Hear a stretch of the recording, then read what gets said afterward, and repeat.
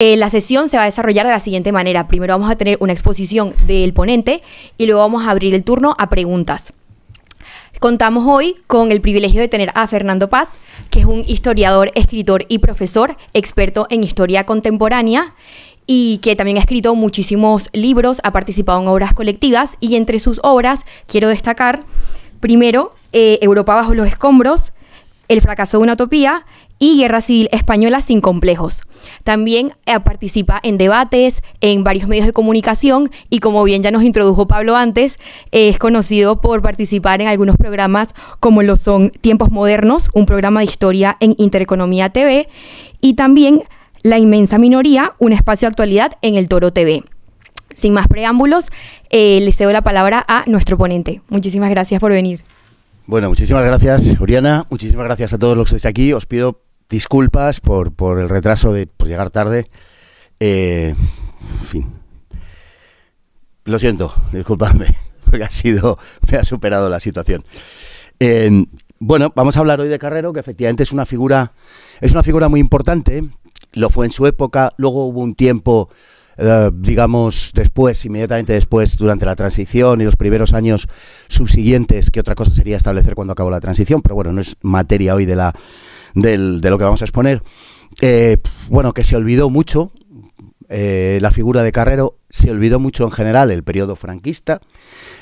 Ha sido resucitado, exhumado recientemente, no solamente el cuerpo del jefe del Estado enterrado, sino la época histórica entera, probablemente no a entera satisfacción de quienes han exhumado todo aquello, pero es verdad que durante, 20 años aproximadamente, el franquismo parecía una cosa lejanísima, extraña y que no ocupaba prácticamente a nadie, incluso con carácter académico, era un tema, relativamente menor. Y de pronto, pues se ha puesto así un poco de moda, digamos, en esos términos no solamente académicos, sino que también, y esto es lo verdaderamente grave, se le ha hecho descender al debate político, y ahí es cuando la historia se pudre y se desnaturaliza, porque la historia, por supuesto que se puede hablar absolutamente de todo y que no tiene que haber ningún tema tabú.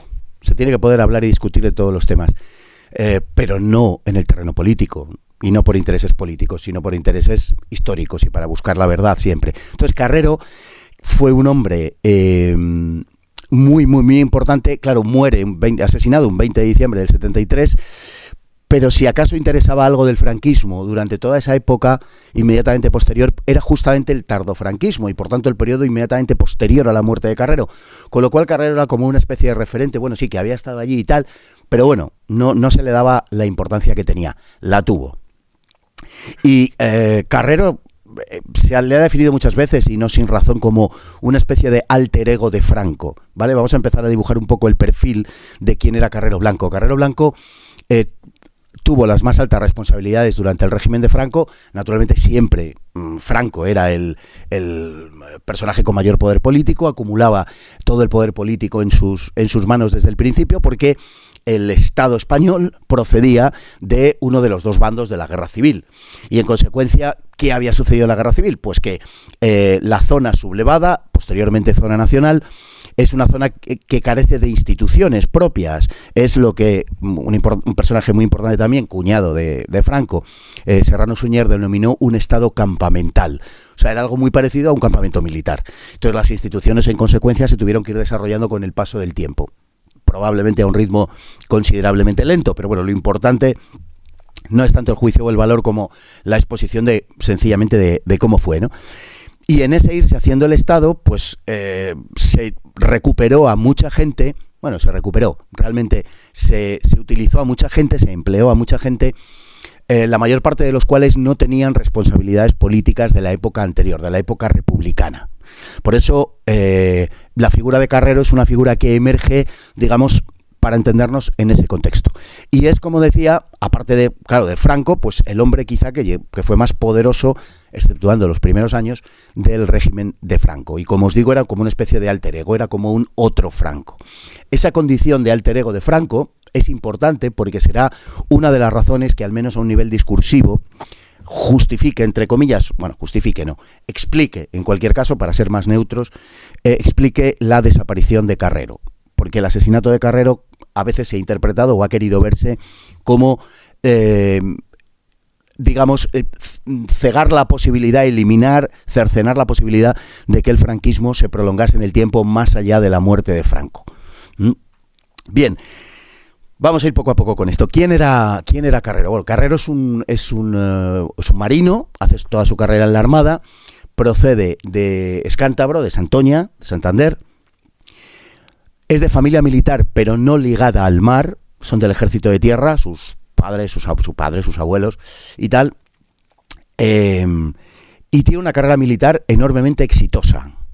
¿Vale? Esto es lo primero, es un militar de gran éxito.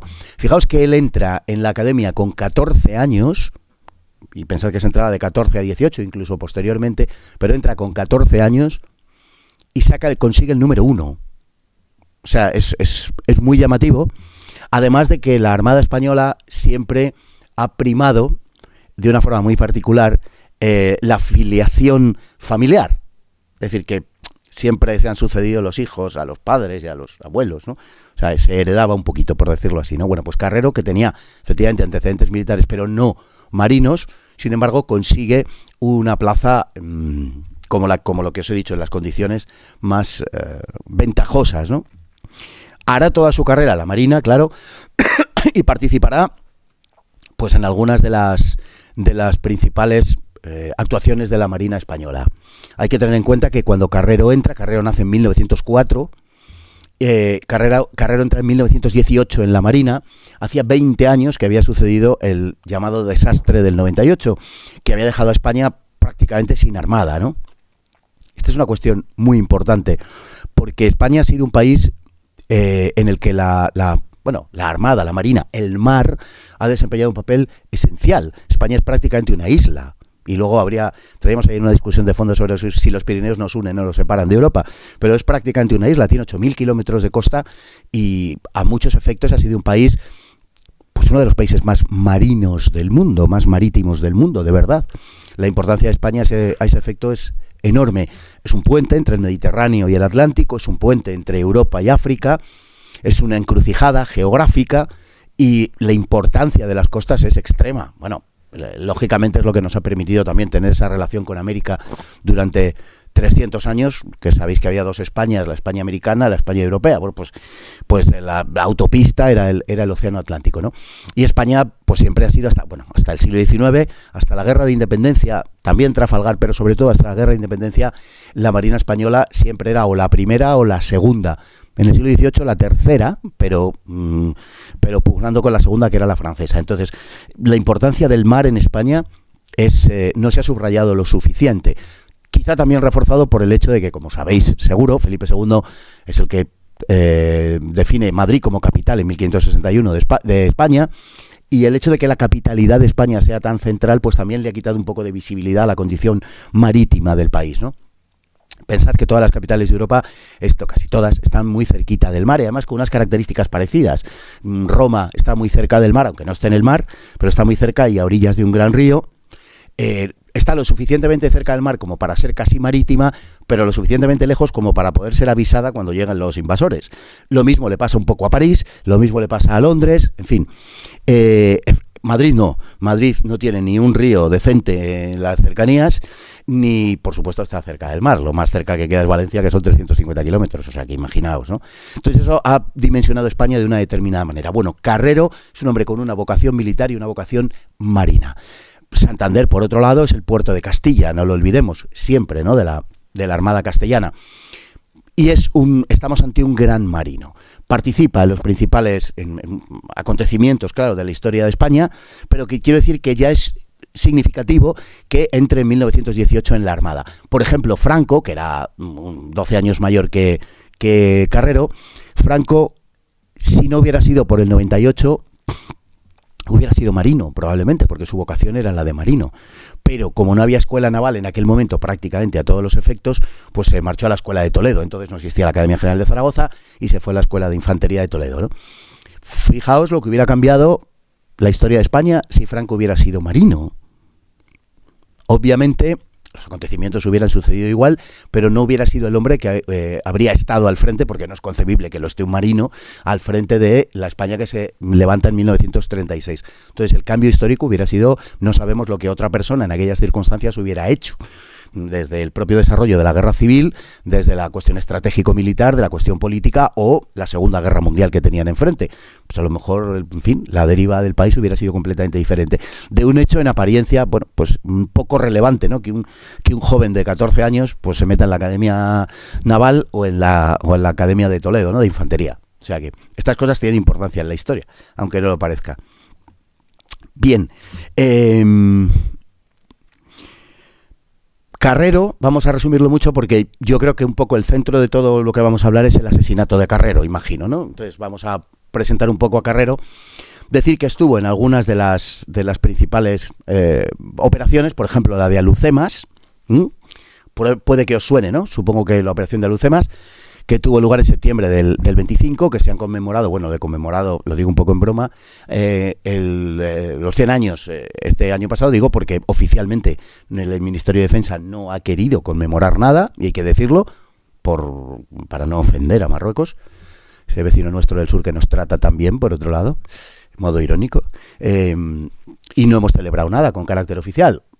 Hay quien ha ido por ahí contando cosas acerca de lo que ha sido Alhucemas, pero a título particular, por decirlo de alguna manera, ¿no? Bueno, pues estuvo en Alhucemas, es una operación brillantísima, conjunta hispano-francesa, además con la participación de las tres armas, por primera vez, ¿no? Y bueno, pues Carrero estuvo ahí en el acorazado Alfonso XIII, que luego se le cambió el acorazado, claro, cuando llegó la República, se le cambió de nombre. Sabéis que la República abolió todas las denominaciones monárquicas, y entonces el Alfonso XIII pasó a llamarse España, ¿no? Es un lío, porque luego había otro España que fue hundido, pero bueno, se le cambió el nombre y se le llamó España. El equipo, el Club de Fútbol Real Madrid eliminó lo de Real, por cierto, se quedó con el Madrid. O sea, todo lo que era Real o todo lo que tenía que ver tal fue absolutamente eliminado. Y también el buque en el que estuvo Carrero. Bueno, en esa operación estuvo Carrero y estuvo mucha más gente. Estuvieron muchos de los que serían protagonistas de la guerra civil, entre otros un tal Francisco Franco, que era coronel y que mandó la vanguardia del ataque del asalto a las posiciones rifeñas.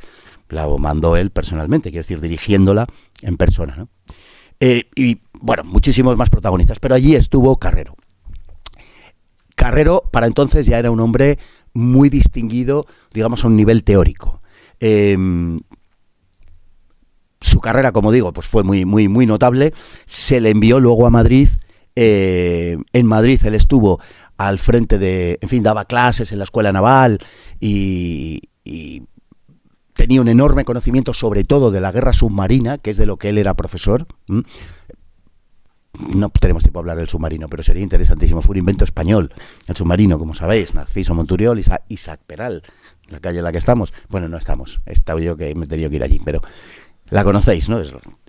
Bien, la perpendicular. Bueno, pues son los inventores del submarino. Otra historia sería contar qué pasó con el invento del submarino, lo que hizo el gobierno español, porque es uno de los grandes escándalos, por lo menos hasta estos últimos años, uno de los grandes escándalos de la historia de España, verdaderamente, lo que pasó con el submarino.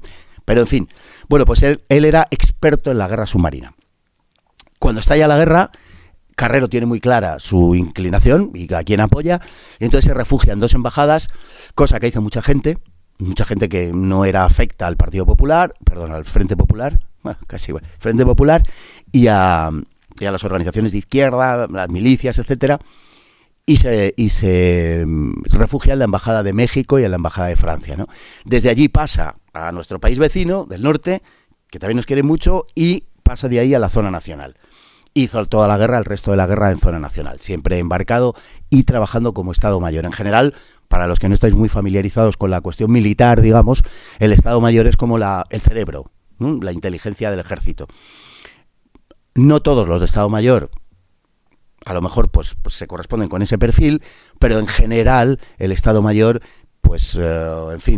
recaba la participación, la presencia y la pertenencia de aquellos que tienen las ideas más claras a esos efectos, ¿no? Cuestiones estratégicas, por ejemplo, de organización, etcétera. Bueno, pues Carrero es uno de ellos, y allí además, en fin, pasa a ser un hombre bastante considerado.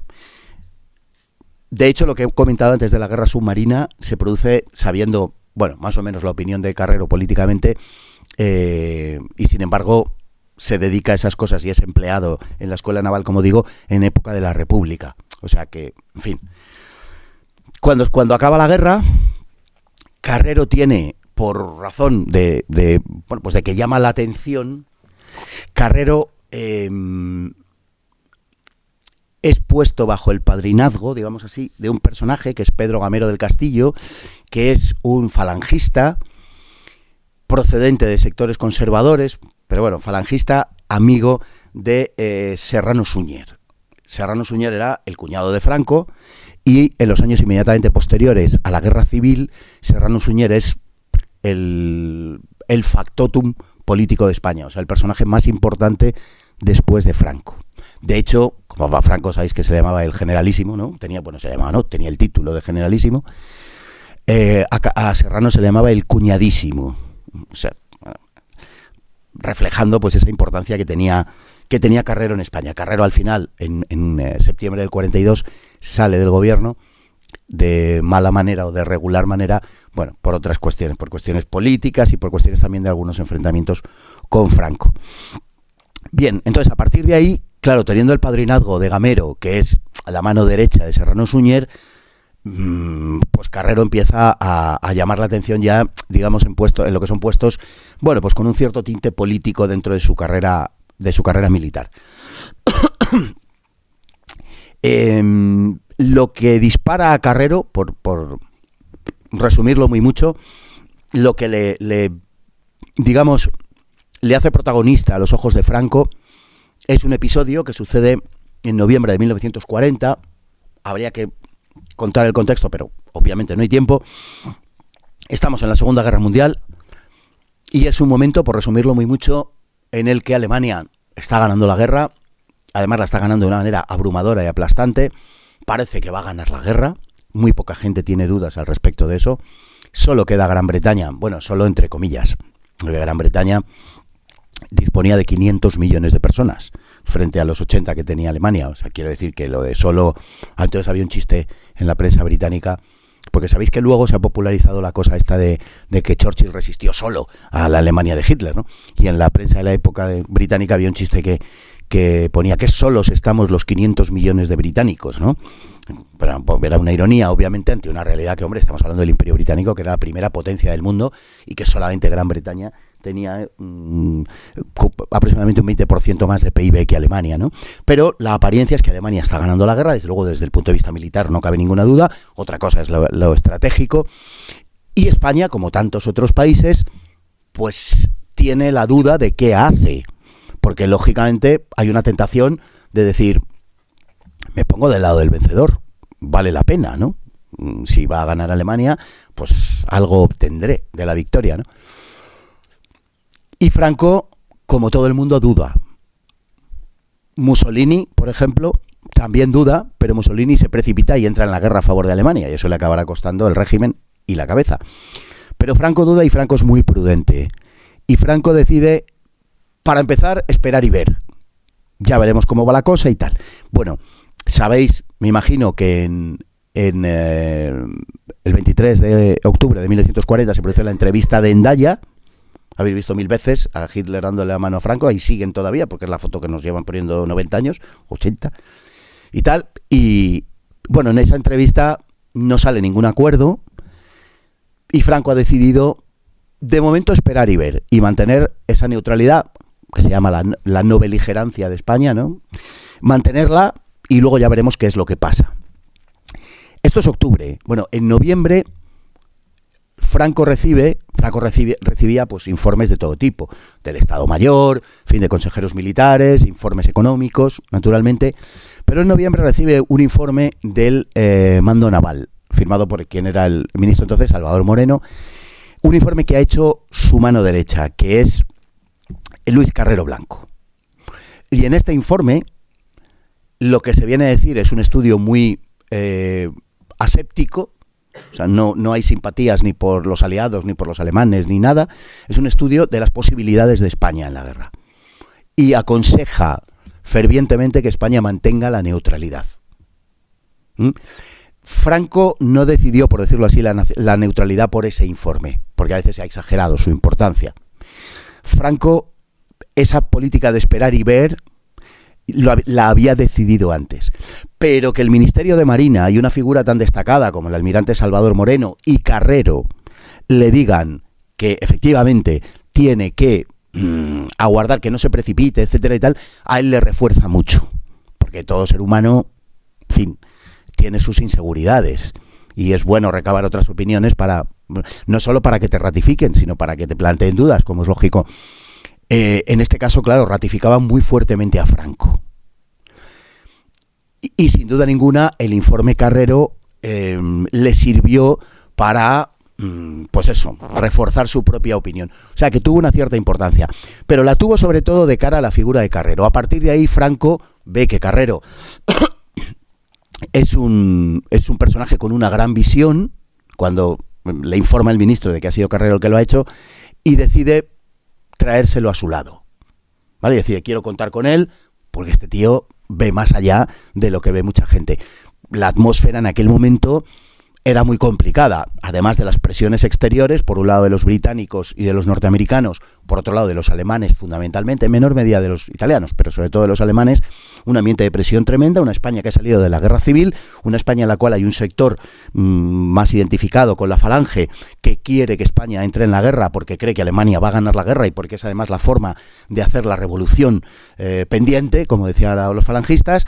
El modo más rápido es ese, un modo de modernizar España de una forma rápida, tal, pues asimilarse a Alemania, la Alemania triunfante, tal y cual. Bueno, y en esa tesitura no era fácil apostar por la neutralidad. Sin embargo, se hace, y el informe Carrero, como digo, pues abunda en esa visión, ¿no?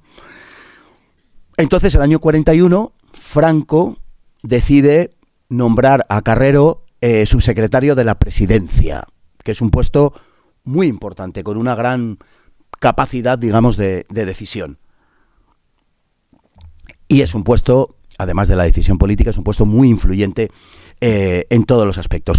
Carrero se caracteriza por una cosa, que será por un lado su fuerza, por otro también una cierta debilidad, pero sobre todo su fuerza. Y es que Carrero no pertenece a ninguna de las familias del régimen. El régimen, como sabéis, estaba, estructurado entre comillas, no es que hubiera una estructura real, pero había lo que se llamaban las familias, estaba compuesto por las familias. Los falangistas, los carlistas tradicionalistas, los católicos políticos, porque un poco católicos eran todos, claro, pero los católicos políticos, algunos de los cuales eran de la Asociación Católica Nacional de Propagandistas, luego, que naturalmente siguieron, pero luego relevados a finales de los 50 por el Opus Dei, los monárquicos, había grupos poco estructurados, pero que podemos llamar, conservadores y tal. O sea, había varias familias en el régimen. Y Carrero no pertenecía a ninguna. Y esto nos da pie a hablar un poco de cuál era la ideología de Carrero.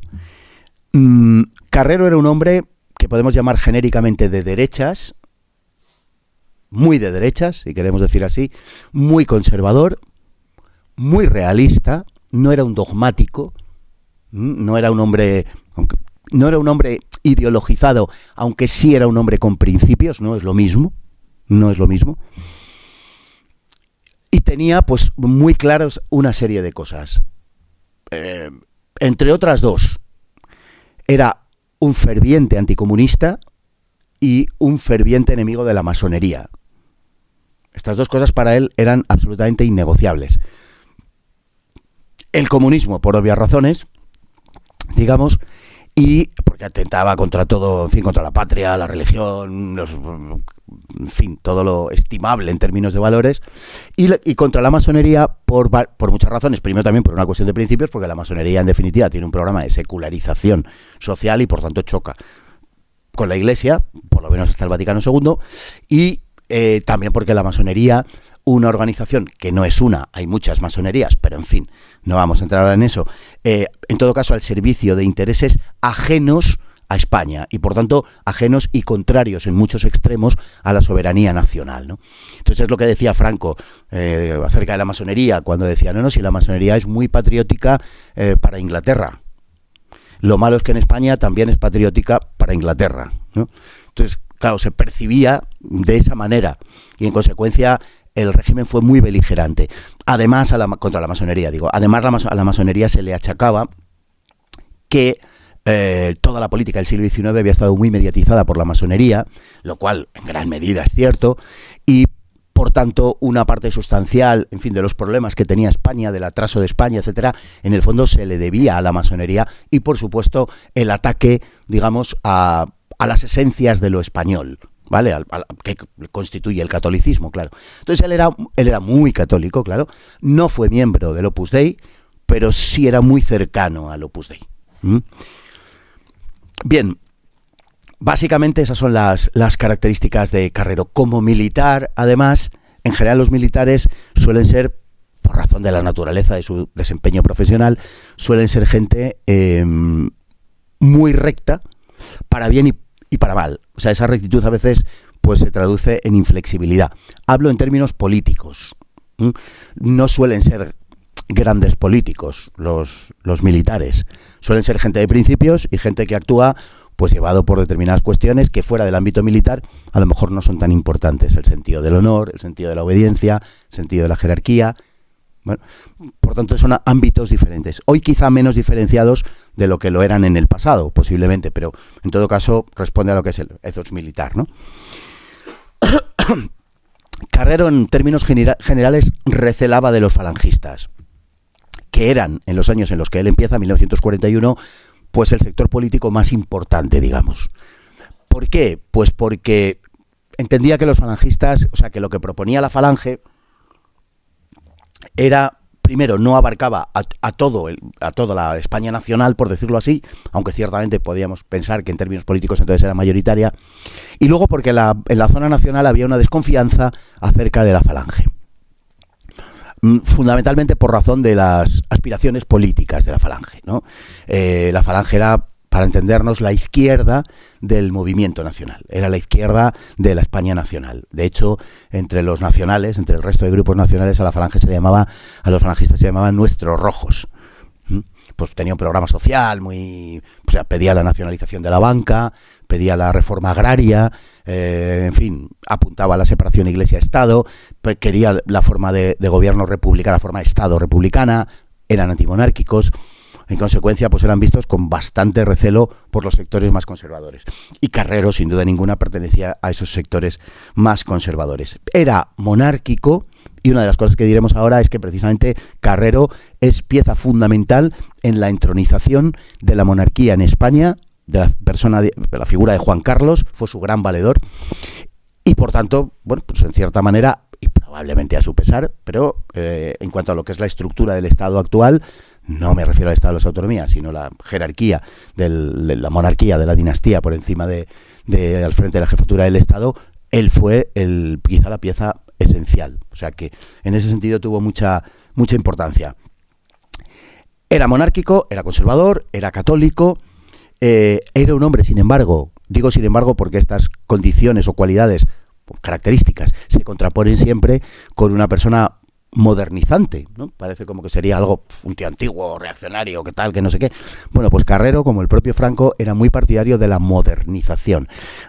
Se habían educado en la España de comienzos del siglo XX, en la que las ideas regeneracionistas eran muy importantes, y en donde había arraigado la idea de que España tenía que salir de su atraso. En ocasiones, esa idea pues adoptaba formas excesivamente radicales, podemos decir, pero en todo caso era una idea que casi compartía, no diré que todo el mundo, pero sí desde luego mucha gente, ¿no? Y sobre todo muchas sensibilidades políticas, que diríamos hoy. Y Carrero, sin duda ninguna, era una de esas personas. Pensad en la dictadura de Primo de Rivera, me imagino que la conocéis más o menos, es igualmente una dictadura desarrollista, digamos, una dictadura modernizante. Bueno, Carrero estaba en esa línea, o sea, no era un hombre que se cerrase al progreso y tal y cual, sino todo lo contrario, y ya veréis cómo, ¿no? En 1967 es nombrado vicepresidente de gobierno. Durante el franquismo, la figura de Franco, no olvidemos esto, acumulaba los 4 cargos principales del Estado, que era la jefatura del Estado, la jefatura del gobierno, la jefatura del ejército y la jefatura del partido, del movimiento nacional, ¿no? Solamente a partir de 1962 es la primera vez que cede la vicepresidencia de gobierno Franco, o sea, que crea la vicepresidencia de gobierno. Hasta entonces no existía. Había existido durante unos meses en 1938, que había nombrado a Jordana y tal, pero bueno, era irrelevante, la verdad. Pero el año 62 sí la crea y nombra vicepresidente de gobierno a Muñoz Grandes. Muñoz Grandes es el general que estuvo al frente de la División Azul. Os suena todo esto, ¿no? Y después de Muñoz Grandes, que cesa el año 67, morirá el año 70 de un hombre de un cáncer, el año 67 entra como vicepresidente Carrero Blanco. O sea, ya ha llegado al puesto más alto que hay, porque el puesto de presidente de gobierno en ese momento lo ostenta Franco, con lo cual es el segundo del país, a todos los efectos. Y se mantendrá en ese puesto hasta que en 1973 Franco delegue, por razón de edad fundamentalmente, Franco delegue la presidencia de gobierno en otras manos. O sea, Franco sigue siendo jefe del Estado, jefe del Ejército, jefe del Gobierno, pero ya no es jefe de gobierno, por voluntad propia. Y nombra para la presidencia de gobierno a Luis Carrero Blanco. Durante el franquismo solo habrá dos presidentes de gobierno, aparte del propio Franco, que son Carrero Blanco y Arias Navarro, que será el que sustituya a Carrero Blanco. Bien, Carrero, por tanto, llega en junio del 73 a presidente de gobierno. Es el hombre más importante de España, ¿no? Entramos a nombrar los 5 puntos principales de la trayectoria de Carrero. Lo primero ya lo hemos dicho, no lo vamos a repetir, el informe Carrero de noviembre del 40, la Segunda Guerra Mundial. Bien, el segundo es el papel de Carrero en el programa nuclear español. De esto se viene hablando en los últimos años, ¿vale? Del programa nuclear, pues no ha salido algo a la luz y se han comentado cosas en determinados círculos y tal, pero hasta hace poco nadie había oído hablar, no sé si a vosotros os suena, el proyecto Islero. No os suena. Sí. El proyecto Islero fue el proyecto... Bueno, Islero es el toro que mató a Manolete. ¿Sabéis quién era Manolete? No es un tío que comenta deportes de la cadena SER de hace muchos años. Manolete era un torero que fue... Bueno, entonces los toros, pues a lo mejor eran algo así como el fútbol ahora. También había fútbol, pero bueno, digamos que se repartían el mercado un poco los toros y el fútbol. Y imaginaos que Manolete se pudiera, pues no sé, asimilar a la figura de Messi, por ejemplo, bueno, o de Cristiano Ronaldo, para que nadie se enfade. Algo así, ¿vale? Era el número 1 indiscutible y además se había puesto con los nacionales durante la guerra. De hecho, él va a torear a México y México era enemiga de la España nacional, y cuando pues, va a proceder a la lidia, empieza a sonar el himno de la República y izan la bandera republicana de España con la franja morada. Y Manolete dijo que si no quitaban ese trapo, él no toreaba. Y lo tuvieron que quitar, claro. Dijeron, es que no tenemos la otra. Dijo, bueno, pues por lo menos quiten esa. Y la quitaron. Es decir, el tipo estaba comprometido. No estamos en la época de las redes sociales, donde te rascas una oreja y sale en todas partes. O sea, esto trascendió, pero podía no haberlo hecho. O sea, el tipo era absolutamente convencido. Bueno, Manolete muere por una cornada en agosto del 47 y se convierte ya en un mito absoluto. Ya sabéis que para que convertirte en un mito nada mejor que morirte. No sé si es negocio, pero funciona así. Pues ese toro que mata a Manolete se llama Islero. Y entonces pues se convirtió, en fin, en la España. Entonces todo el mundo conocía a Islero, al toro Islero. Bueno, pues al proyecto nuclear español se le llamó el proyecto Islero. No sé si porque esperaban alguna estocada o, en fin, no lo sé, pero se le llamó así. El proyecto Islero es el proyecto de hacer de España una potencia nuclear. Por increíble que parezca, esto fue real y empezó a desarrollarse muy a finales de los años 40, 47, 48 empezó. Fue gracioso porque antes se había acusado a España, estamos en la época del aislamiento, España no ha sido admitida en la ONU y han retirado los embajadores, etcétera y tal. Entonces el delegado polaco, Oskar Lange, que era un economista muy famoso, muy célebre, que había vivido en Estados Unidos y tal, bueno, este acusó en la ONU a España el año 45 de estar fabricando la bomba atómica. O sea, España fabricando la bomba atómica, entonces habían tirado dos, la de Hiroshima y la de Nagasaki. La Unión Soviética no tenía la bomba atómica. Tardó 3 años en fabricarla. Bueno, pues España estaba fabricando la bomba atómica, agarraos, gracias a que habían llegado a España huyendo científicos nazis y la estaban fabricando en Ocaña. O sea, la cosa es un poco... Pero esto se acusó a España en la ONU de eso, ¿no? Claro, imaginaos la prensa española de la época de cachondeo, claro, os podéis imaginar. En Ocaña estamos fabricando la bomba atómica. Bueno, en fin, una locura. Entonces ya existía un run ahí de la fabricación de la bomba atómica, pero la verdad es que no había absolutamente nada. De hecho, costó casi 20 años conseguir los primeros kilos de plutonio y tal. Eso que España era el segundo país en reserva de plutonio de Europa, ¿eh? Sigue siéndolo, lo que pasa que como es antiecológico, no lo explotamos. Tenía una gran riqueza en plutonio, pero claro, eso hay que producirlo luego. Entonces España empieza a considerar la cuestión nuclear, la cuestión atómica, desde fecha muy temprana. En fin, no voy a contar toda la historia, aunque la verdad es que es más apasionante de lo que parece, pero bueno, se forma la Junta Nuclear en española y tal, con un personaje muy interesante que es Otero de Navascués y Juan Vigón, que es el general que lo impulsa y tal. Es importante porque naturalmente que se hace con un criterio militar, por supuesto, pero con la finalidad de aplicación civil con un carácter inmediato. De hecho es para lo que quedó, porque no sé si lo sabéis, pero no tenemos la bomba atómica, ¿no? Entonces nunca se llegó a fabricar. Bien, pues uno de los impulsores principales de este programa fue Carrero. Y Carrero lo hizo por los dos motivos, también por el asunto civil. Era una forma de modernizar España muy rápida. La energía nuclear es una energía limpia, es una energía que una vez hechas las primeras inversiones es barata, las primeras son caras, pero luego es barata. Es una energía que te concede una independencia energética. Cualquiera que busque la soberanía nacional para su país, lógicamente tiene que apuntar en esa dirección. Entonces Carrero lo hizo, ¿no? Bueno, la historia de la energía nuclear es importante de cara a toda la biografía de Carrero y a lo que sucedió, porque una de las razones que se han imputado como causa del crimen de Carrero, del asesinato de Carrero, es precisamente el programa nuclear. Bueno, luego diremos algo. Hay otra cuestión, además del programa nuclear, referente a Carrero, que es muy importante en su biografía y en el impacto que él deja en la historia de España, que es la sucesión de Franco. Carrero es quien crea la figura del rey, como hemos dicho antes, la figura de Juan Carlos.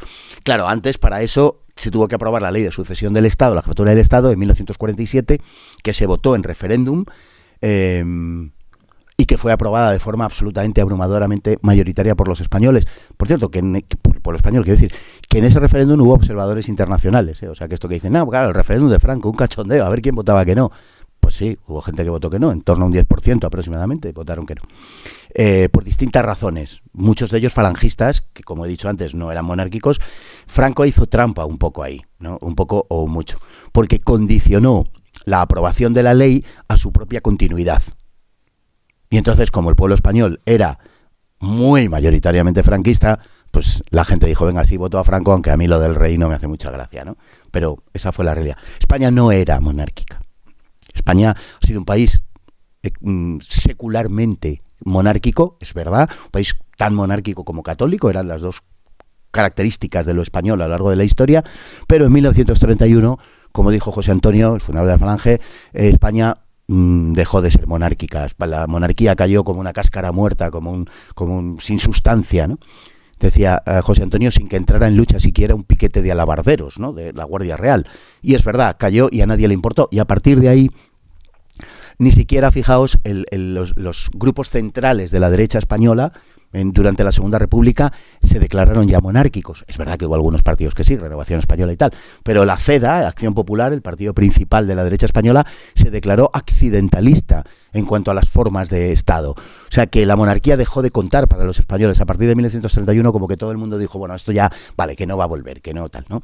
Y realmente no hubiera vuelto si no hubiera sido por la voluntad de Franco.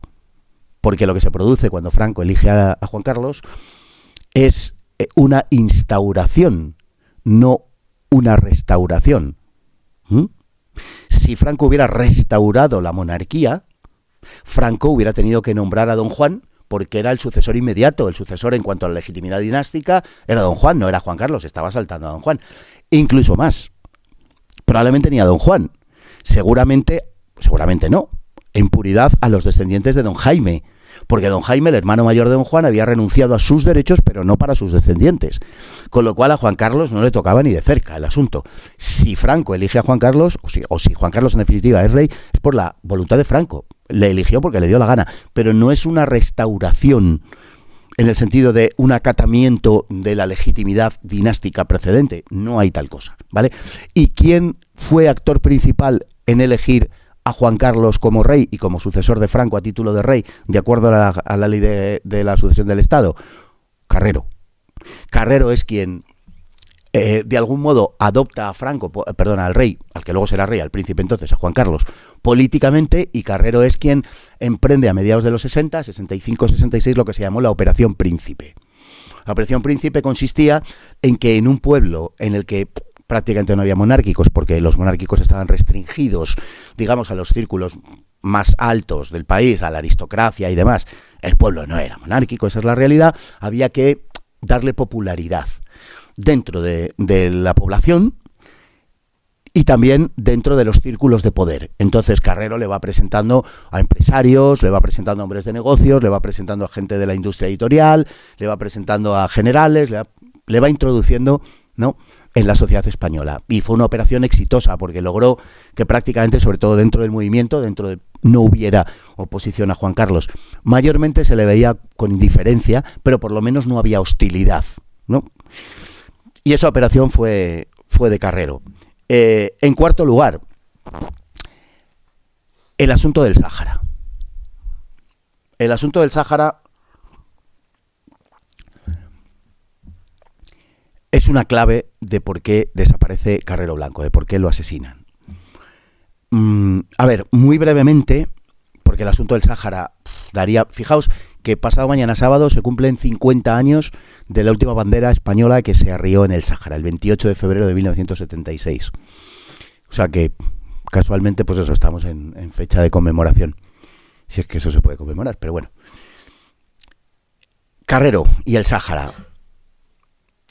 El Sáhara era una tierra olvidada por España. El Sáhara es un pedregal, ¿eh? No tiene más que piedras, alacranes y algunas dunas, la zona interior.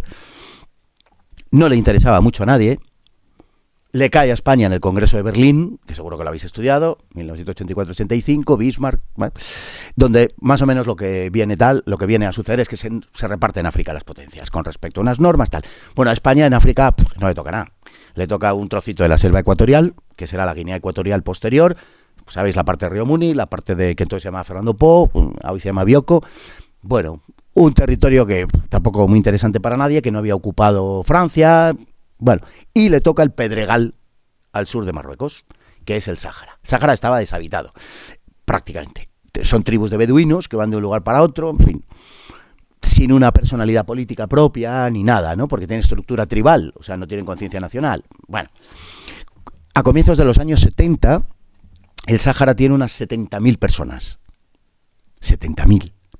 Para un territorio que es la mitad de España. O sea, imaginaos la densidad de población, 0,2, 0,3 habitantes por kilómetro cuadrado. O sea, nada, vacío. Pero en los años 40, no, o sea, y no le hicimos ningún caso. O sea, bueno, estaba ahí, había algunas guarniciones de poca monta, pero no. Pero en los años 40 se descubren fosfatos. Y tiene, salvando Marruecos, que Marruecos hoy produce pues en torno al 70-75% de los fosfatos del mundo, pero salvando Marruecos, tiene las minas de Bucra, que son las más importantes del mundo, después de las marroquíes. Los fosfatos son esenciales porque son los fertilizantes de la agricultura. Y se convierte, claro, en una zona deseable. ¿Qué pasa con el Sáhara? Pues que estamos en el periodo de la descolonización. A partir de finales de los 50, pero sobre todo del año 1960, se produce una carrera brutal, rapidísima, veloz, por parte del mundo afroasiático, de emanciparse de las colonias europeas a las que pertenecían originalmente, Francia y Gran Bretaña sobre todo. Es un proceso impulsado, y esto es importante, por Estados Unidos y por la Unión Soviética, que van a ser los beneficiarios de ese proceso de descolonización.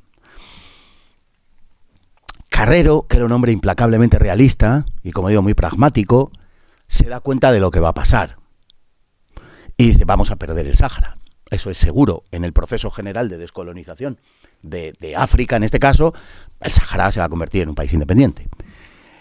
Pese a que España lo declara en 1958 al Sáhara provincia, o sea, como si fuera Cuenca, provincia, tiene el estatus de provincia. Bueno, era un poco digamos, un paripé político, pero tenía su importancia, porque si era una provincia, formaba parte del territorio metropolitano y por tanto no podía ser descolonizado. Si era provincia, no era colonia. Bueno, tenía sus representantes en las cortes, porque en tiempo de Franco había cortes. Y tenía 2 representantes que iban allí con con su apariencia beduina, absolutamente. Había hasta el año 68, que se declara la independencia, el 12 de octubre del 68, de Guinea Ecuatorial, allí había sentados negros y moros, y árabes, o sea. Y los saharauis, como digo, que eran muy pocos y tal, pero estaban desarticulados. España, sin embargo, ve que aquello se va a acabar emancipando, y lo que hace Carrero es tratar de adelantarse. Lo de provincia no lo va a parar más que unos años, pero sabe que a largo plazo va a dar igual. ¿Qué está pasando entonces? Pues que el mundo se politiza extraordinariamente, se radicaliza mucho, y entonces España funda un partido allí, el PUNS, el Partido de Unidad Nacional Saharaui, que estaba formado pues por la gente más circunspecta, más mayor, más tal, los jefes de las asambleas, de la YEMA, etcétera. Y esa gente es muy afecta a España, muy cercana a España y bueno, lo de la independencia como que sí, algún día, y porque no nos queda más remedio.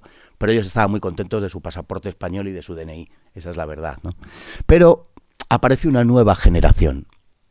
Y esa nueva generación, a finales de los 60, por una serie de cosas que no voy a contar ahora, claro, se radicaliza mucho.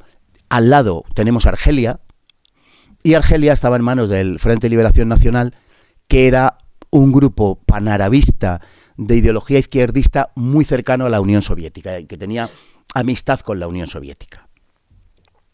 Y estos crean el Frente Polisario. ¿Os suena el Frente Polisario? Sí. Polisario, ¿no os habéis preguntado nunca qué significa? Es un poco raro, ¿no? A mí Polisario siempre me ha sonado ahí como una especie de calamar, un Polisario. Polisario es por la libertad del Sáhara y Río de Oro, ¿vale? Que eran las 2 provincias que formaban el Sáhara. Bueno,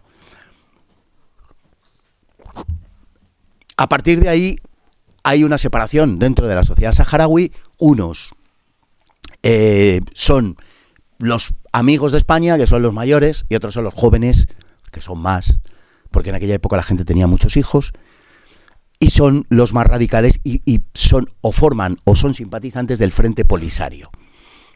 Argelia favorece al Frente Polisario y Marruecos favorece al Frente Polisario. Pero lo de Marruecos es trampa, porque Marruecos no quiere un Sáhara independiente. Marruecos lo que quiere es anexionarse el Sáhara. ¿Qué es lo que ve Carrero?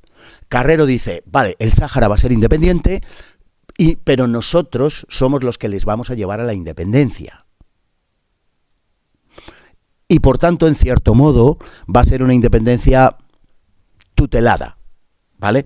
Una independencia en la cual el Sáhara va a ser un Estado propio, la República Árabe Saharaui Unida, democrática, pero España va a tener bases ahí, bases militares. España va a tener la explotación de los fosfatos, lo que hace Francia en todo el centro y occidente de África, y lo sigue haciendo, ¿eh? Lo que hace Francia ahí, tener la hegemonía de esa región, de esa zona y tal. Entonces Carrero lo ve y dice, entre otras cosas, porque si el Sáhara lo retenemos, le estamos creando un problema a Marruecos en el sur, y mientras le creemos un problema a Marruecos en el sur, no nos lo crean ellos en el norte, en Ceuta y Melilla. Y además el Sáhara, por obvias razones, porque está enfrente del archipiélago canario, el Sáhara es una protección contra los intereses marroquíes también de Canarias, que se lo tienen bien callado, pero el nacionalismo marroquí reivindica las Islas Canarias. Y en Marruecos ya hay muchos estudios que hablan de que la población bereber originaria es la misma, o sea que los guanches eran de origen bereber, lo cual es altamente probable, etcétera. Pero bueno, a partir de ahí establecen sus lazos. Bueno, y Carrero lo vio con mucha claridad. Entonces dispuso un proceso a través del cual los saharauis se autodeterminarían, votarían, ¿Qué querían ser? Si independientes, si españoles, tal. Marruecos quería impedir a toda costa que ese referéndum se celebrase, porque los saharauis iban a decir que marroquíes no, que querían ser saharauis. Y en todo caso españoles, pero marroquíes de ninguna manera. Así que España intentaba, con el auxilio de la ONU, porque fue la ONU la que impulsó el proceso, intentaba que se celebrase el referéndum y Marruecos intentaba impedirlo por todos los medios. Para hacer el referéndum habría que hacer un censo primero. Y eso era lo difícil, una población beduina, nómada, que iba de un lado para otro. Marruecos infiltraba gente para decir que eran saharauis y modificar la situación y tal. Bueno, era complicada. De hecho, se hizo el censo. Pero nunca sirvió para nada porque nunca hubo referéndum. En teoría la ONU sigue pidiéndolo. Para lo que sirve la ONU, ¿no? Bien. ¿Cómo se resolvió esta cosa? Pues gracias a que Carrero desaparece de escena. ¿Era importante la cuestión del Sáhara internacionalmente? Mucho. ¿Por qué era importante la cuestión del Sáhara internacionalmente? Porque Estados Unidos solo tenía un aliado en el norte de África, que era Marruecos. El norte de África está compuesto, iba a decir estaba, pero sigue por lo mismo, Egipto, Libia, Túnez, Argelia, Marruecos. Egipto, a principios de los 70, mediados de los 70, está en manos en ese momento de Anwar el-Sadat. Sadat había heredado a Gamal Abdel Nasser, y Nasser había sido un hombre de inclinaciones muy patrióticas. Digamos, era uno de los líderes del panarabismo y era como una especie de socialista nacional. Porque si lo digo en un orden distinto, saltan las alarmas de aquí. ¿Vale? Y como Estados Unidos no se acercó a Egipto por la enemistad entre Egipto e Israel, y a esas alturas ya había optado por Israel, Israel al principio no era pro-norteamericana, era más bien, le auxiliaba más bien la Unión Soviética, pero a partir de la Guerra de los 6 días, en 1967, Israel pasa a ser un aliado muy estrecho ya de Estados Unidos. Pues ante la enemistad egipcio-israelí, Egipto se puso del lado de la Unión Soviética. No era un régimen comunista para nada, era una cuestión de geoestrategia, nada más. Bien, Egipto está girando en ese momento, después de Nasser, que muere en el año 70, a partir de ahí llega Sadat, y esa reorientación le aleja de la Unión Soviética, pero todavía está muy lejos de haber completado el proceso. Entonces, Egipto no es aliado de Estados Unidos, es una posición neutral. Libia no es socialista, en el sentido marxista, pero Libia es antiimperialista, está en manos de Gaddafi. ¿Os suena Gaddafi? Muammar al-Gaddafi, sí, ¿no? Aunque solo sea por las imágenes aquellas de TikTok terribles donde aparece su muerte y todas estas cosas. Bueno, Gaddafi no es aliado de la Unión Soviética, pero Gaddafi es antiimperialista, antinorteamericano. Tampoco puede ser posible aliado. Túnez es un país que, bueno, que está ahí porque tiene que haber de todo, pero no pinta nada. No tiene ninguna fuerza de ningún tipo. Argelia es un país muy importante y tiene mucho petróleo. Y Argelia es prosoviética. Es decir, no hay ningún aliado en la zona para Estados Unidos, solo Marruecos. Marruecos, por si no lo sabéis, es el primer país que reconoce la independencia de Estados Unidos. Cuando la guerra de independencia contra Gran Bretaña en 1777, en diciembre, Marruecos, que ya era un reino, no exactamente Marruecos, pero bueno, Marruecos reconoce la independencia de Estados Unidos, el primer país. Entonces siempre ha habido unos lazos sentimentales entre Estados Unidos y Marruecos. Luego ha habido también la conferencia de Casablanca el año 43, el desembarco norteamericano en noviembre del 42 en la Segunda Guerra Mundial. Siempre han sido países muy cercanos, por decirlo así. Pero sobre todo es la importancia geoestratégica, claro. La cuestión sentimental en la política internacional no importa nada, ¿eh? Pero bueno, hay que apuntar estas cosillas también para que veáis que había cercanía de antes. ¿Qué sucede con Marruecos? Pues que Marruecos está en manos de un rey que es Hassan II. Hassan II, el padre de Mohamed VI e hijo de Mohamed V. Hassan II está a punto de morir en 2 ocasiones, pero no de infarto, sino porque se lo quieren cargar los militares.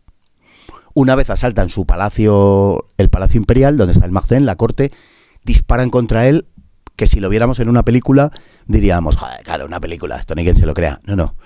O sea, mueren 90 personas. Y él se libra por los pelos, porque literalmente le pasan rozando las balas, un oficial se pone delante para que no lo maten y muere él. La monarquía marroquí, la monarquía alawí, es una monarquía que se quiere de origen filiado con el profeta, o sea que es el único país verdaderamente monárquico de toda la zona, ¿no? Porque la monarquía allí está enraizada en función precisamente de su origen religioso, ¿no? Pero hay que sostener a Hassan II en el trono. Bueno, el segundo atentado es todavía peor, porque es en avión, volviendo de un viaje y tal, y le disparan aviones de la Fuerza Aérea Marroquí. O sea, imaginaos la historia. Tío, tuvo que... Bueno, él no, el piloto, claro. Tuvo que aterrizar allí de cualquier manera. Fue una cosa tremenda. Estuvo a punto de morir, pero a punto de morir 2 veces.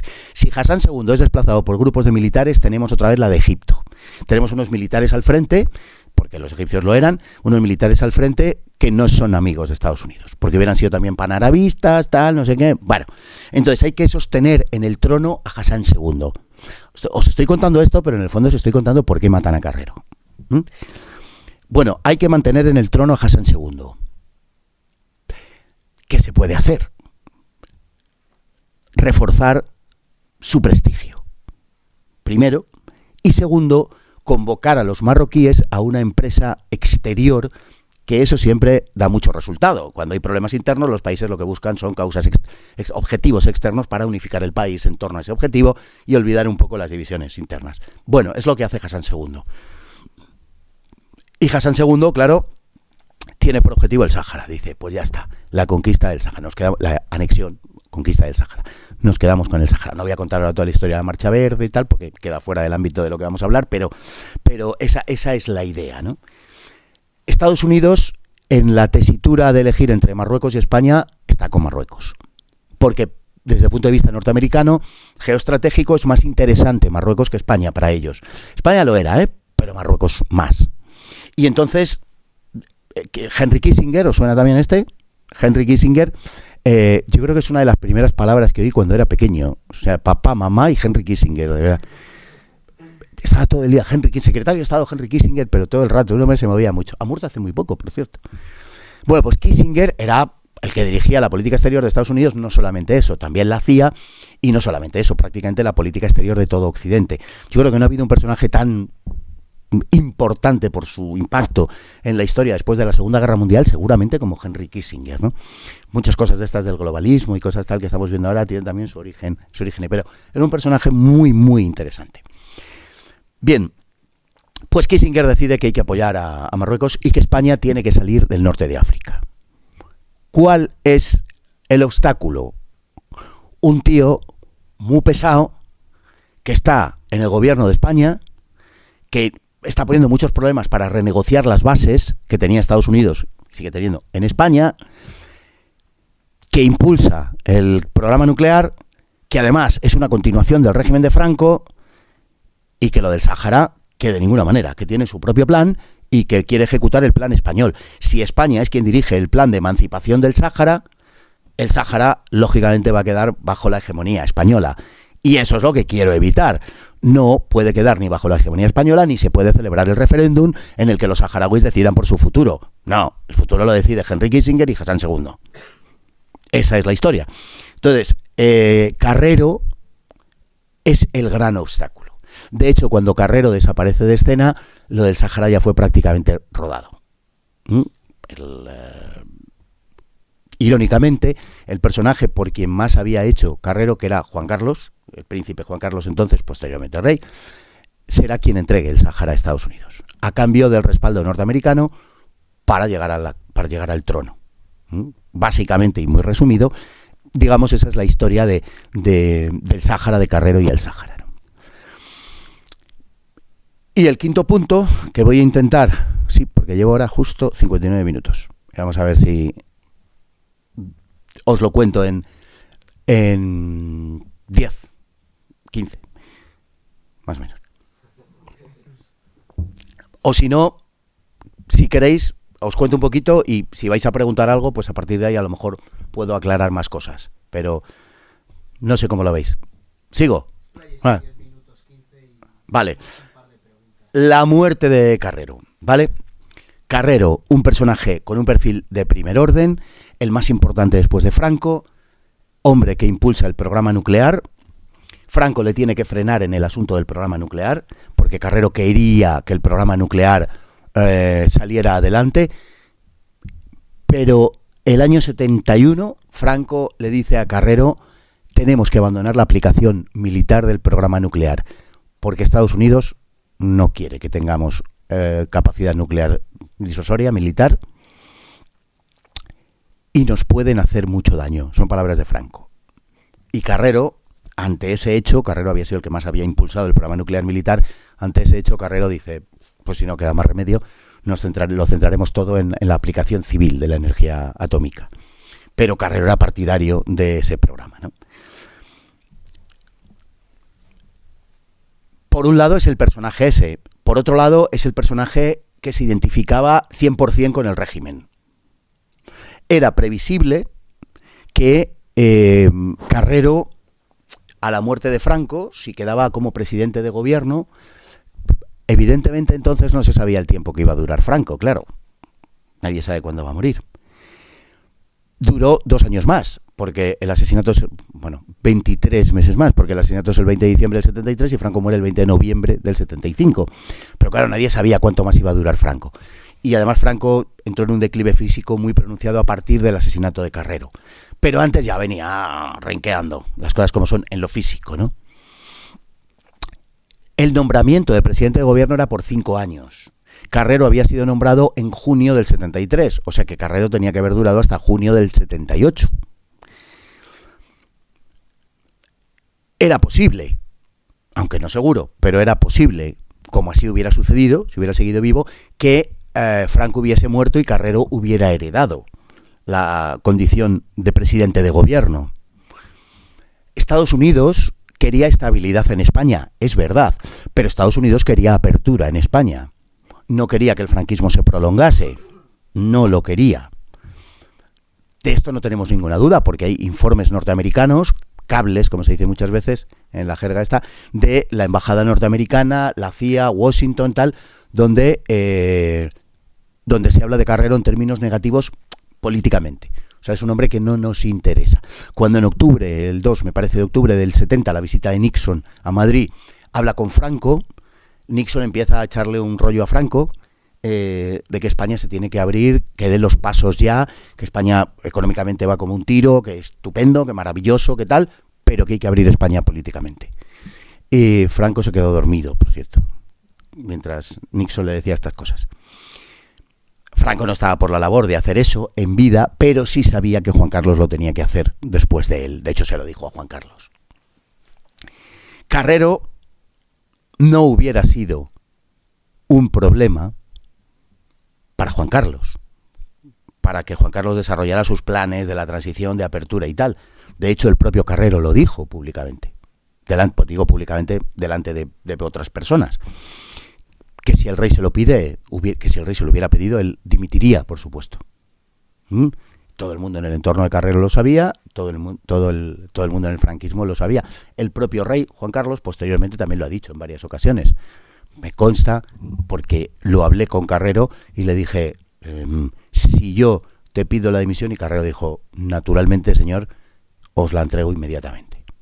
Carrero se hubiera ido. Carrero era un hombre de honor, como hemos dicho antes, un militar, daba su palabra y podéis tener la seguridad de que la cumplía.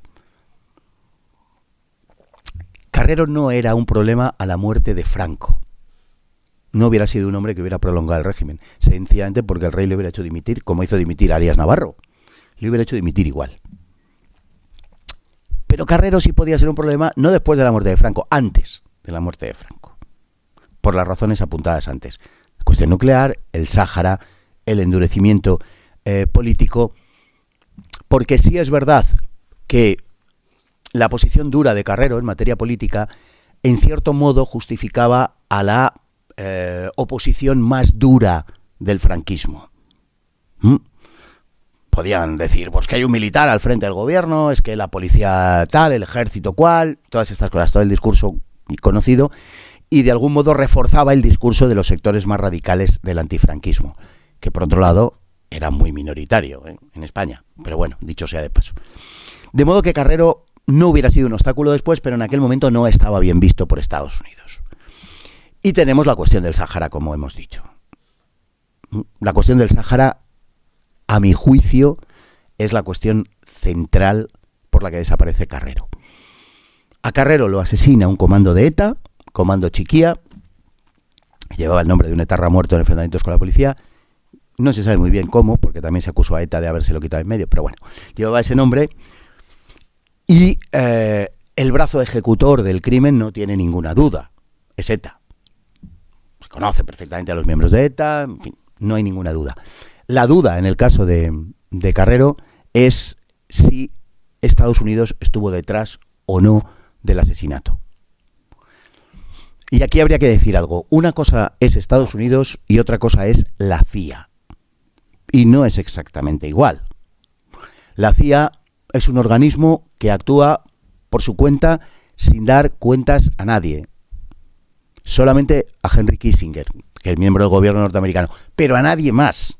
La CIA actuaba por su cuenta, hacía y deshacía según sus intereses y no notificaba lo que hacía. O sea, a veces cuando tenía que, digamos, que actuar de una determinada manera, a la embajada en cuestión, la embajada de Estados Unidos en Indonesia, donde fuera, ¿no? Le decía, no se metan en esta cuestión. Y la embajada miraba para otro lado y decían, la que van a liar estos. Y la liaban. Porque no ha habido máquina de dar golpes de Estado en la historia como la CIA, ¿no? O sea, es una cosa verdaderamente prodigiosa. ¿Sabéis que hay un chascarrillo por ahí, un chiste en el mundo diplomático que dice, ¿sabéis cuál es el único país del mundo en el que nunca habrá un golpe de Estado? En Estados Unidos. ¿Por qué? Porque no hay embajada americana. Pues eso. O sea, las embajadas americanas, bueno, lo hemos visto ahora en el conflicto Rusia y Ucrania, la labor de la embajada americana en Kiev, etcétera. O sea, eso funciona de una determinada manera que no podemos exponer ahora, pero sí hay que saber que la CIA actúa con una autonomía prácticamente total y que persigue sus propios intereses y que esos intereses muchas veces a lo mejor tampoco son exactamente los de los Estados Unidos.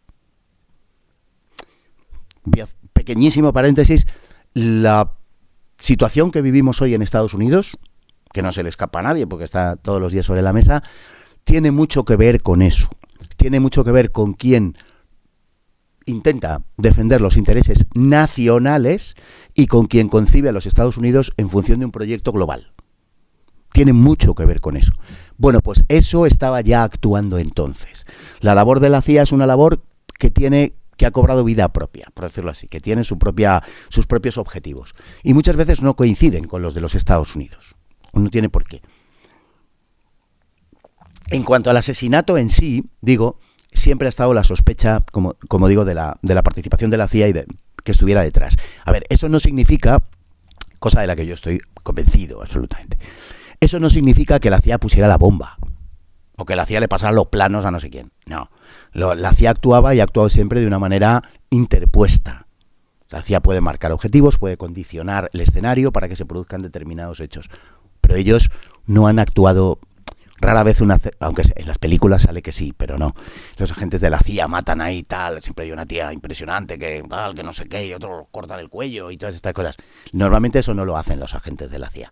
Lo que hacen los agentes de la CIA es utilizar a otros para que lo hagan. Eso lo ha hecho durante mucho tiempo en América del Sur, por ejemplo, en toda Hispanoamérica, vaya.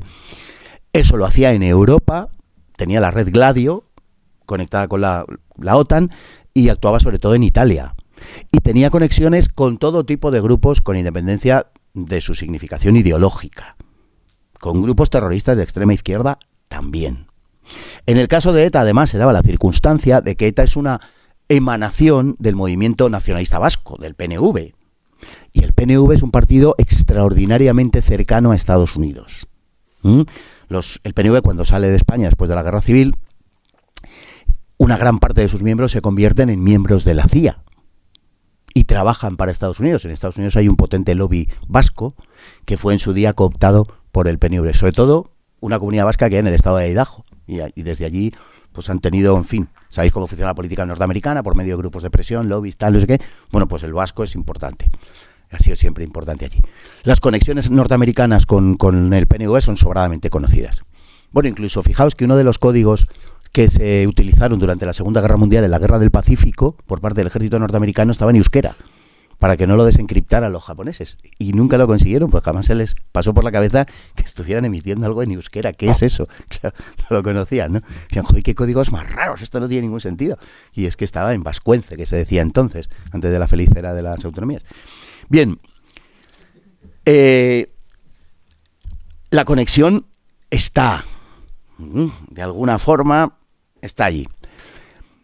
Y la CIA actuaba así, actuaba por medio de personas, de organizaciones interpuestas. Lo que pasó con el comando de ETA, os lo resumo muy mucho, está más cerca del cómic que de la serie de Netflix. El comando de ETA que viene a Madrid, bueno, en primer lugar ETA no había trabajado con explosivos para entonces, sí, pero eran cosas de menor enjundia, o sea, ponían un artefacto en el gobierno civil de Guipúzcoa, que estallaba a las 2 de la mañana, cosas así, cosas muy cutres, caseras. El atentado de Carrero no tiene nada que ver con eso, pero nada que ver, es que hicieron volar un coche de 1.800 kilos, porque era un coche blindado y tal. Levantó todo el pavimento de la calle Claudio Cuello, por cierto, situado a 50 metros de la Embajada de Estados Unidos. Ahí está la placa, lo podéis ver, podéis casi contar los pasos. Yo creo que hay menos de 50 metros. ¿Cómo voy a pasar por ahí ahora que me acuerdo? Porque paso con mucha frecuencia. Bueno, estaba al lado de la Embajada norteamericana. Huelga decir que la Embajada de Estados Unidos tenía, lógicamente por razones de seguridad, estaba en el mismo sitio que ahora, claro, y tenía sensores. O sea que si hacían una obra lo suficientemente importante en Aluche, está en la calle Serrano, insisto, en Aluche lo detectaban. Oye, ¿qué está pasando? Pues mira, que estamos haciendo un túnel, tal, no sé qué. Imaginaos haciendo un túnel a 50 metros y en su dirección. O sea, las alarmas hubieran saltado 100%. Alguien les diría, no os preocupéis, que vais a oír ruidillos, pero no hay problema. Bueno, la cuestión es verdaderamente sospechosa, por una parte. En el tema del explosivo no entraré. Hay quien dice que el explosivo llegó por Torrejón, que era un explosivo no sé qué, no sé cuántos. Como es dudoso, o sea, no digo ni que sí ni que no, pero digo, como no está asegurado, pues no lo cuento como indicio para entendernos, ¿no? Pero sí que era un explosivo que ETA no solía manejar y desde luego no en esa cantidad y con esa precisión. Los de ETA, el comando de ETA fue itinerante, estuvo yendo de un sitio para otro antes de perpetrar esta historia. Uno de los sitios donde estuvieron fue, Alcorcón. En Alcorcón, ellos iban mucho a un bar que había abajo de su casa. Y en el bar de abajo de su casa, les conocían, al grupo de estudiantes vascos, presuntos estudiantes vascos, les conocían como los de la ETA. No porque los del bar supieran que eran de la ETA, sino porque al ser vascos, con un acento muy cerrado, además muy muy cerrado, hablaban vascuence pero les costaba el español, tal. De hecho, entre ellos hablaban en vascuence en ocasiones en público. Se ganaron alguna bronca por eso, dijeron, joder, parecéis tontos, vais llevando una pancarta, somos tal, ¿no? Y los del bar les conocían, en el barrio los conocían como los de la ETA, en plan jocoso, pero les conocían como los de la ETA. Bueno, que aquello no levantara sospechas de nadie, es un poco curioso. El portero, no de Alcorcón, sino del sitio donde luego estuvieron, de la calle Claudio Cuello, el portero era policía. Y el portero, por las noches, oía, un ruido atroz, infame, claro, para taladrar un túnel. Imaginaos, ¿cómo lo justificaban aquellos estudiantes vascos? Diciendo que eran escultores. Y entonces estaban esculpiendo, ¿sabéis? Con bloques, tal, no sé qué, no sé cuántos. Pero el otro, que era policía, decía, estos escultores, aquí a altas horas de la noche, no sé qué, y estaba muy mosqueado con el asunto. El portero fue a dar parte a su comisaría. Oye, está pasando esto. El comisario le dijo que mirase para otro lado. Olvídate que eso es una tontería. Le dijo, sin mandar a nadie allí. Pues a lo mejor es una tontería, pero mándame un par de números allí para que averigüen qué pasa, quiénes son estos que están haciendo. No fue nadie. Eso es una tontería, no te preocupes, olvídate de eso. Cuestión curiosa. La policía entra, volvemos al Alcorcón, la policía entra en el piso de Alcorcón.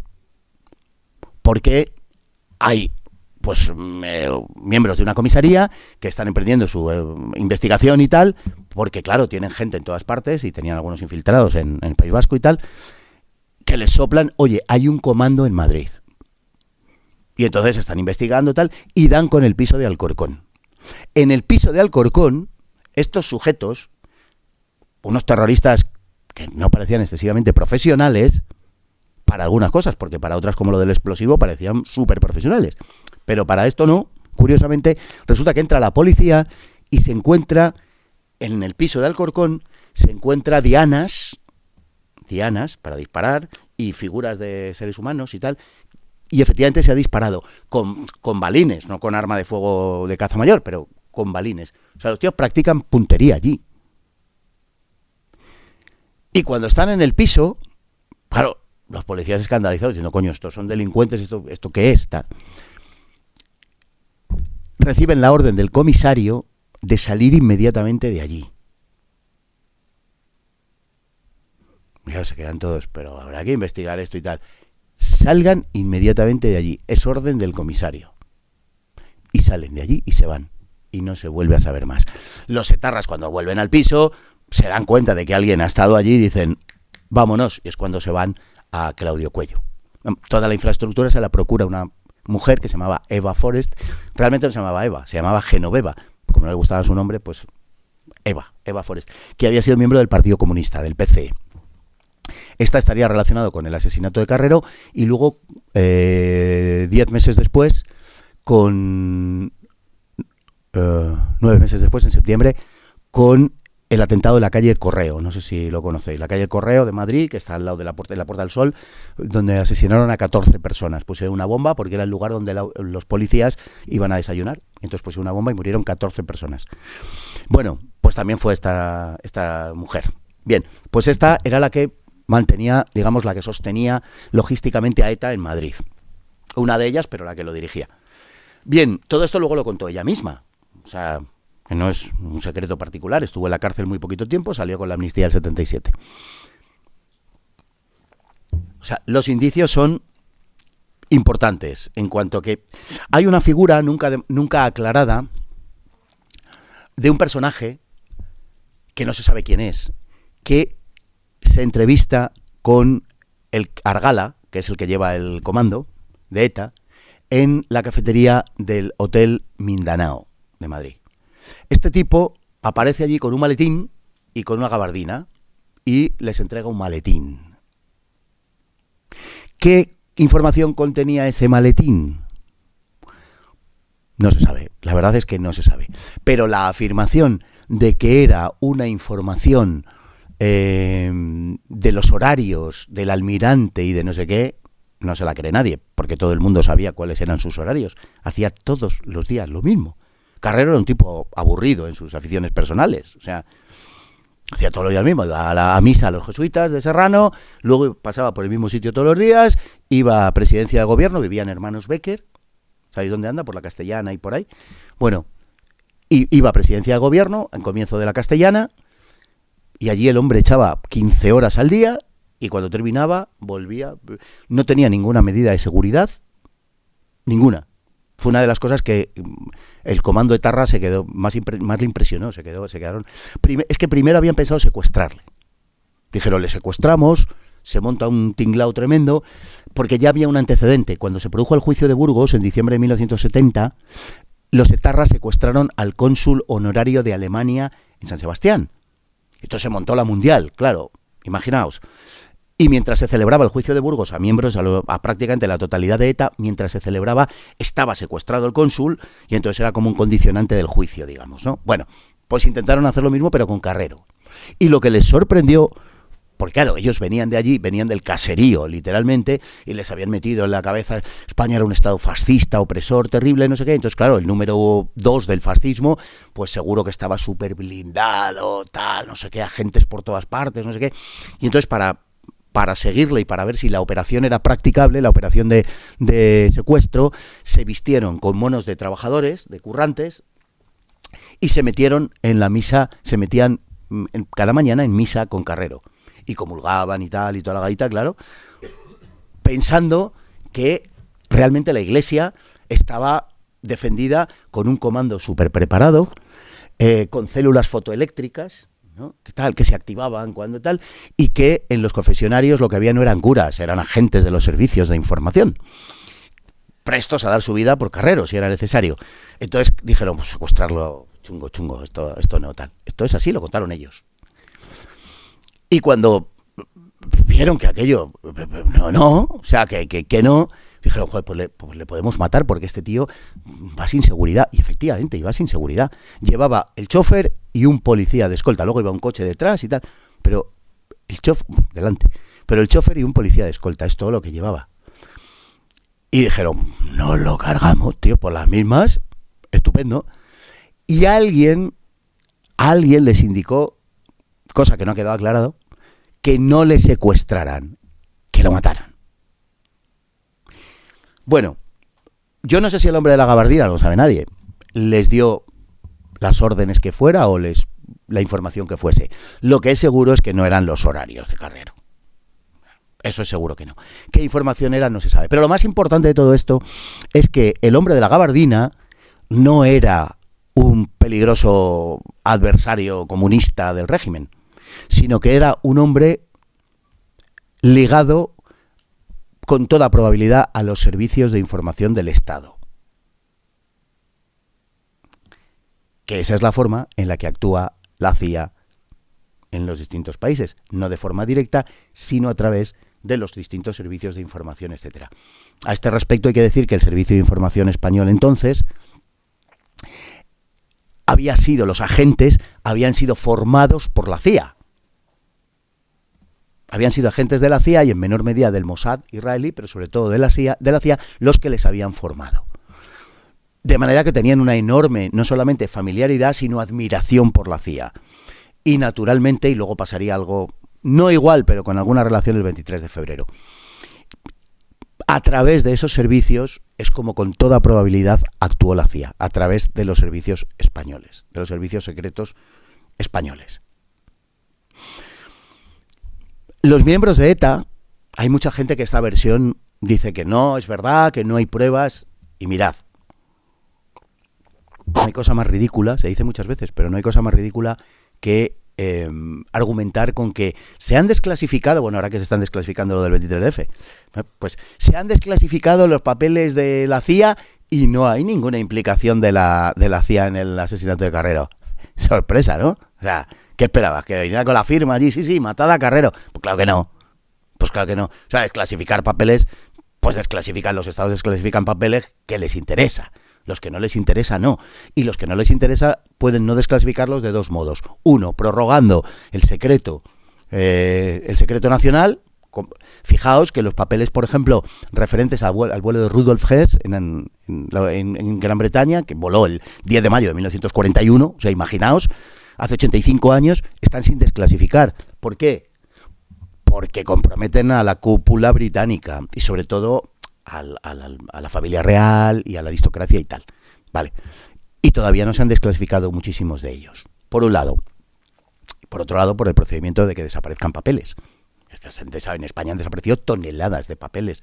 O sea, que el hecho de que no aparecen los papeles de la CIA desclasificados ninguna relación con Carrero, es para echarte a reír. Pero bueno, os lo digo porque lo vais a oír muchas veces, probablemente si habláis de estas cosas. Bien, tenemos dos testimonios muy importantes al respecto de esa cuestión. Una es de uno de los miembros del comando de ETA, que en una entrevista le preguntan, ¿tuvieron ayuda de arriba, de otros niveles? Y el tipo, el etarra, contesta que si tuvimos ayuda de arriba. Joder que si la tuvimos, fue su contestación. Y luego tenemos también el testimonio de... no sé si conocéis la figura de un tipo que se ha conocido como El Lobo, que es Miquel Lejarza. Bueno, Miquel Lejarza, hay una película protagonizada por Noriega, tal, está bastante bien. Miquel Lejarza se infiltra a comienzos del 74 en ETA, inmediatamente después del asesinato de Carrero. No voy a contar la historia, no os preocupéis, pero sí que él, bueno, es un hombre que todavía no, aunque ha salido a la luz en alguna ocasión, en alguna entrevista, pero bueno, le han operado varias veces de cirugía estética para que no lo reconozcan, porque todavía se la tienen jurada para matarle, porque estuvo a punto de acabar con toda ETA, en 1975. A punto. Alguien evitó que se acabara con toda ETA, por cierto. Esto es una historia para contar otro día. Pero alguien se ocupó. Es verdad que cayó como un 80%, pero el 20% se salvó. Si hubieran esperado 2 meses, habría caído toda ETA. Y alguien no quiso. Bueno, en todo caso, Miquel Lejarza lo ha dicho públicamente. Cuando yo me infiltro en ETA, todo el mundo daba, por supuesto, en la organización la relación con los norteamericanos. O sea, él sí que establece ese vínculo de forma inequívoca. Y luego, bueno, os diría, en fin, que hay un sinfín de pruebas, de indicios, vamos a ser rigurosos, pero un sinfín de indicios que apuntan de una manera absolutamente, en mi opinión, absolutamente clara en cuanto a ese respaldo de la CIA al asesinato. El punto, ya termino, Oriana, no te preocupes, el punto en el que hasta el cual la CIA estuvo implicada es muy difícil de establecer. O sea, nadie puede decir, hizo esto, no hizo lo otro, hoy por hoy, a lo mejor el día de mañana se desclasifica algo que sea verdad y tal. Pero es muy complicado de establecer. Ahora bien, que la CIA sabía lo que había detrás, que la CIA sabía que se iban a quitar a Carrero de en medio, que la CIA lo permitió y probablemente lo alentó y lo facilitó de alguna manera, en mi opinión, desde luego, es poco dudoso. A Estados Unidos, a la CIA, en este caso, a ambos, les interesaba quitarse de en medio a Carrero. Por varias razones, pero fundamentalmente, por la cuestión del Sáhara, como he dicho antes. Yo, fijaos, empecé a meterme en toda esta historia investigando el asesinato de Carrero precisamente por creyendo otra cosa. Yo creía, sinceramente, que tenía más que ver la cuestión nuclear y que tenía más que ver, sobre todo, cuestión de política interior, que Carrero iba a ser un hombre muy duro y no iba a permitir la llegada de la democracia, todas estas cosas y tal. Y con el paso del tiempo me di cuenta de que estos factores estaban ahí, es verdad, pero no eran los principales. Cada vez tengo más claro que la cuestión principal era el Sáhara. Y es por la que se quitan de en medio, en mi opinión, desde luego, a Carrero. Cada día, como digo, lo tengo más claro. Bueno, habría para hablar tal, pero no temáis que ya he terminado. Muchas gracias. Muchísimas gracias, Fernando, por esa intervención tan interesante. Y bueno, como ya se ha hecho un poco tarde, una o dos preguntas y si no, acabamos. ¿Amerigo? Sí, Fernando, yo Ya va. Espérate al micrófono. Sí. Gracias. Muchas gracias. Enciéndelo. Darle para arriba y si tiene pilas, pues... Hola. Te oímos igual. Me escucháis, perfecto. Fernando, yo quisiera si pudieras ahondar un poco en esa última reunión que tuvo Carrero Blanco con Kissinger. Sí, bueno, nunca sabremos realmente de qué se habló, pero desde luego no fue la balsa de aceite que luego se ha querido vender, eso es seguro. Primero por la cuestión del Sáhara, sin duda, y luego también porque estaba en aquel momento en negociación el asunto de las bases. No me ha dado tiempo a referirme a eso, pero Carrero estaba negociando la presencia de las bases de utilización conjunta en España con Estados Unidos. Y es verdad que España, cuando firma el Tratado del 53, lo firma en un contexto en el cual estamos en pleno aislamiento, y fue, digamos, el impulso decisivo para que España saliera del aislamiento. Por tanto, se estaba dispuesto no a pagar cualquier precio, pero sí a pagar un precio elevado en 1953. En 1973 ya no era lo mismo. España estaba en otra situación y Carrero quería elevar el precio. Y en ese contexto, digamos, pensad que cuando se produce la guerra del Yom Kippur, entre los mundo árabe y los israelíes, Carrero, en octubre del 73, le niega a los americanos el permiso para utilizar las bases en España para ayudar a los israelíes en la guerra del Yom Kippur. Es una decisión dura, complicada. Desde el punto de vista militar no fue una gran cosa. ¿Por qué? Pues sencillamente porque los americanos tenían la capacidad suficiente como para, saliendo de las bases, por ejemplo, aprovisionar a sus aviones en vuelo. Bueno, ¿era un inconveniente? Pues sí, llamémoslo inconveniente. Pero fundamentalmente era una cuestión política. Era ejercer el derecho que tenía España a que sin su permiso los norteamericanos no podían operar. Y por tanto era un aviso a Washington de que la negociación estaba siendo dura y complicada. Cuando desaparece Carrero y cuando España se va del Sáhara, prácticamente al mismo tiempo que se va del Sáhara, se firma el Tratado de Amistad y Cooperación entre España y Estados Unidos, en unas condiciones muy favorables para Estados Unidos. Situación que no se hubiera dado con Carrero. Entonces, en esa entrevista no sabemos exactamente de qué se habló, pero podemos tener la seguridad de que Carrero reiteraría sus argumentos a Kissinger y le diría que estas son las condiciones. Carrero era partidario de colaborar con Estados Unidos, o sea, no era un chiflao, un tío. Él sabía que Estados Unidos era gran potencia, obviamente, y que era el enemigo de la Unión Soviética. Carrero era un anticomunista furibundo, pero no tenía simpatía a Estados Unidos, también hay que decirlo. Les admiraba por su poder militar, su capacidad, en fin, era gran potencia y tal, aspecto de la modernización y tal, pero no tenía mucha simpatía a los Estados Unidos. Y al hilo de esto, diré algo. Para Carrero, que era muy antimasónico, como he dicho antes, como para Franco, que también lo era, los Estados Unidos eran el país de la masonería. Era el país dominado por la masonería. Y tenían muchas razones para saberlo. Franco, a su primo, que escribió luego el libro Mis conversaciones privadas con Franco, y lo cuenta allí, es un libro muy vendido, vamos, un libro que yo creo de los más vendidos de historia, de testimonio de historia de España, publicado por Planeta, o sea que estamos hablando de, en fin, de una cosa muy mainstream, nada extraño por ahí, ¿no? Él cuenta cómo Franco le dijo en cierta ocasión: todos los problemas que tiene planteados España están causados por Estados Unidos, dijo Franco. Primero. Segundo, cuando Franco recibe la noticia del asesinato de Carrero, la reacción de Franco es extraña, digamos. Franco comenta: han sido los masones. ¿Qué quiere decir Franco con eso? Porque inmediatamente a partir de aquí mucha gente ha dicho: la obsesión de Franco con la masonería, no sé qué, tenía culpa de todo, no sé cuántos. ¿Por qué dice Franco ha sido la masonería? ¿O qué quiere decir Franco cuando ha dicho ha sido la masonería? En esa primavera del 73, Franco recibe 2 informes al respecto de la masonería. Bueno, de uno de ellos podemos prescindir más o menos, aunque sería interesante contarlo porque tiene implicaciones, pero no tenemos tiempo. El segundo informe es de Carrero Blanco. Y Carrero Blanco, que era un gran experto, como digo, en la masonería, le manda el informe a Franco incluyendo la presencia de los más importantes masones en el mundo financiero, bancario, empresarial, militar y político de España.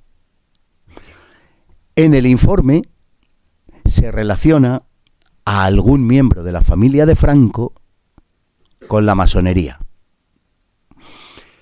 Ese miembro de la familia de Franco es el marqués de Villaverde, que está casado con la hija de Franco, con Carmencita Franco. Y los amigos masones del marqués de Villaverde son norteamericanos y están en la embajada de Serrano. Forman un círculo con el cual él cena con frecuencia, se relaciona con frecuencia y a través del cual tiene pues muchos contactos.